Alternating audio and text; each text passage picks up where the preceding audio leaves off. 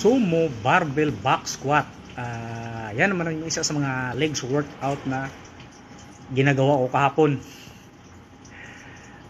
Bale, 4 na legs workout lang yung ginagawa ko kahapon eh.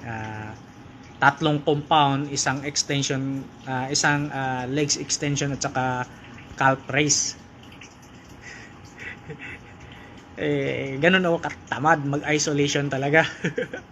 Mas nakapokus ako sa compound. Hirap na hirap ako sa mga isolation eh. So yun. Basta yan na yun. Naka 7 reps ata ako dyan.